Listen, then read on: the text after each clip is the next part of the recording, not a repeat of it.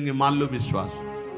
अगर आपका भजन ठीक चल रहा है, सही मार्ग चल रहे हो, तो दर्शन वाली बात ही हट जाएगी, क्योंकि फिर वो समा जाते हैं, हृदय में समा जाते हैं, नेत्रों में समा जाते हैं, मन में समा जाते हैं। आनंद की उमगन में कभी गए, आंख लड़ा ली प्रभु से, नहीं तो आंखों में ही बसे रहते। पी मूर्ति नैनन बसे, तेहि रस रहाए समाए। राग रोष दुख दोष में जग सो रहे सचेत, काहू सो न करे कबो वैर भाव अरुहेत। कोई इच्छा न रखो तो तुम्हें कभी क्रोध नहीं आएगा। इच्छा राग ही द्वेष को उत्पन्न करती है। इन दोनों से सचेत रहो, ना किसी से तुम्हारा द्वेष होने पावे न राग। कभी किसी से किसी भी तरह अगर झगड़े का, लड़ाई का अवसर आता है तो हाथ जोड़कर निकल जाओ, झगड़ा मत करो। उससे ये होगा कि आपकी वृत्ति बच जाएगी, नहीं तो वृत्ति द्वेष पूर्वक बार बार उसका चिंतन करेगी जब भजन में बैठोगे, और उसके प्रति अशांति जलन पैदा हो जाएगी। सब सो न्यारो होई रहे पर खारो हु नहीं होए, सबकी सब कुछ सहे नीति वो प्रभु को प्यारो होए। समझो बात, सबसे अलग रहो, किसी से अपना मन मत मिलाओ, केवल मन नाम से मिलाओ, प्रभु से मिलाओ, गुरुवाणी से मिलाओ।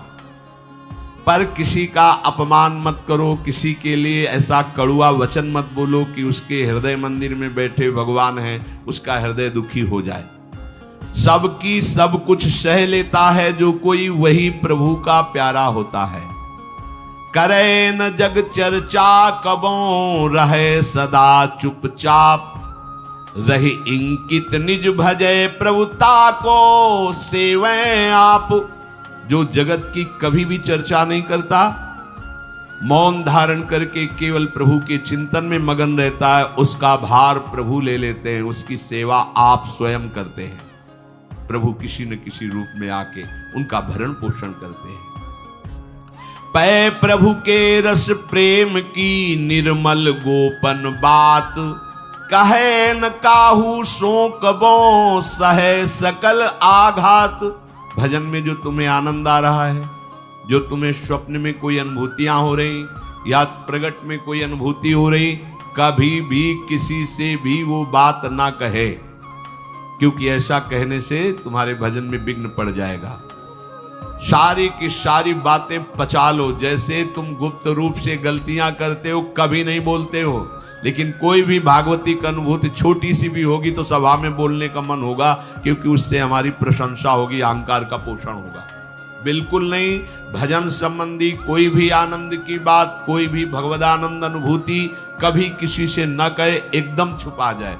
अगर कोई ऐसा कि हमने तो ऐसे लक्षण आप में देखे, हाँ नहीं ये तो ऐसे ही तुम्हें यहाँ हंसुआ, हमारे अंदर ऐसा कुछ नहीं। कोई भी भागवतिक वृत्ति कहीं अपने में आरोपित करके प्रदर्शन का कार्य न कर दे। सही न सके पिय की तनिक निंदा, जो कहूं होए सहज त्याग सर्वस्व करी, डारे निज को खोए। यदि अपने आराध्य देव की कोई निंदा कर रहा हो तो वहां सहन न करे। सही न सके पिय की तनिक निंदा, जो कहूं हो। संत शंभु श्री पद अपवादा, कही सुनी तास मर्यादा, काटी जीव तासु जो बसाई, श्रवण मोनि न चले पर आई। यदि हमारे कोई आराध्य देव गुरुदेव की निंदा कर रहा है, ताकत हो तो उसकी जबान बंद कर दे, नहीं तो कान में अंगुली डाले उठ के चल दे, दोबारा उसका कभी चेहरा न देखे। भरत जी ने माता कैकेयी से कहा कि आपने हमें निमित्त बनाकर 14 वर्ष का वनवास भगवान श्री राम को दिया, इसलिए आज के बाद में कभी तुम्हें मां नहीं कहूंगा, पापिनी कभी तेरा मुख नहीं देखूंगा। भरत जैसे भगवान के अवतार परम पवित्र माता कैकेयी के लिए ऐसे कट वचन बोले, आज के बाद कभी मां नहीं कहूंगा, है पापिनी तेरा कभी मुख नहीं देखूंगा। ये जो हमारे इष्ट की निंदा कर दे, हमारे गुरुदेव की निंदा कर दे, हम उसे आदर देंगे, हम उसको बात सुनने के लिए बैठा लेंगे। हाँ और बाओ, हमें और गंदा करो। सहज त्याग सर्वस्व करी, डारे निज को खोए। अपने अपनत्व को अपने आराध्य देव में सहज समर्पित कर दे। या जग में जाके हृदय ऐसो प्रेम समाए, हरिता को अति चाव सो रखें सदा अपनाए। इस जग में जिसके हृदय में ऐसी निष्ठा होती है तो हरि उसे अपना मान करके फिर स्वयं उसका भार लेकर इस संसार में रखते हैं, अर्थात उससे वही कराते हैं जिससे जग मंगल होता है। निर्मल या प्रभु प्रेम की महिमा कही न जाए, अति प्रेमी जो श्याम को हरि ही नित्य बसाए। दुख में संतत सुख लहे, सो आवे यही बाट, नाहित क्यों रचना करे, कपट नरक को ठाठ।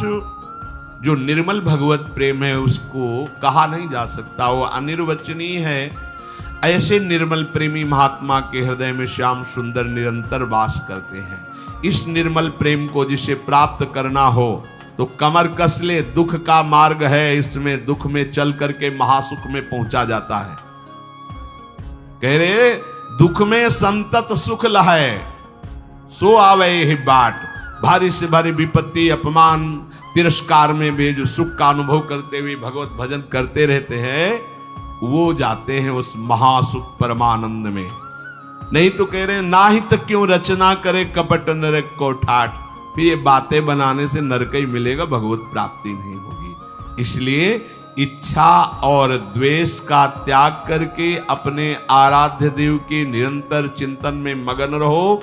भजन का फल है अपना अस्तित्व मिटा देना, कोई भी इच्छा न रह जाना। तो श्री भगवान स्वयं उसके हृदय में बैठ करके सब योगक्षेम का वाहन करते हैं। जैसे अहंकार से हम सोचते हैं ये हम नहीं करेंगे तो कैसे हो जाएगा, तो पूरी सृष्टि तुम्हारे करने से हो गई है क्या?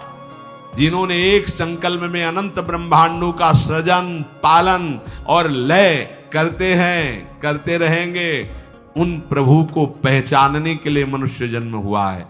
यही परम कर्तव्य है, हम भजन करके उनमें लीन हो जाएं, उनको जान जाएं, तो महान दुख से हमारा छुटकारा हो जाए।